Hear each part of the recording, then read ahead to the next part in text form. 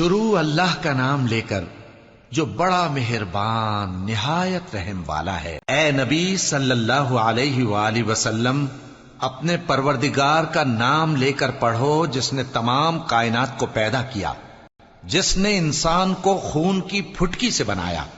پڑھو اور تمہارا پروردگار بڑا کریم ہے، جس نے قلم کے ذریعے سے علم سکھایا اور انسان کو وہ باتیں سکھائیں جن کا اس کو علم نہ تھا، مگر انسان سرکش ہو جاتا ہے اس بنا پر کہ وہ اپنے آپ کو بے نیاز سمجھتا ہے۔ کچھ شک نہیں کہ سب کو تمہارے پروردگار ہی کی طرف لوٹ کر جانا ہے۔ کیا تم نے اس شخص کو دیکھا جو منع کرتا ہے، یعنی ایک بندے کو جب وہ نماز پڑھنے لگتا ہے؟ بھلا دیکھو تو اگر یہ راہ راست پر ہو یا پرہیزگاری کا حکم کرے تو منع کرنا کیسا؟ تو اس کا انجام کیا ہوگا؟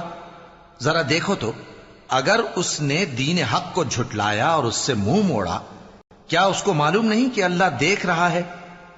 دیکھو اگر وہ باز نہ آئے گا تو ہم اس کی پیشانی کے بال پکڑ کر گھسیٹیں گے، یعنی اس جھوٹے خطا کار کی پیشانی کے بال، تو وہ اپنے یاران مجلس کو بلا لے، ہم بھی دوزخ کے فرشتوں کو بلائیں گے۔ دیکھو اس کا کہا نہ ماننا اور سجدہ کرنا اور اللہ کا قرب حاصل کرتے رہنا۔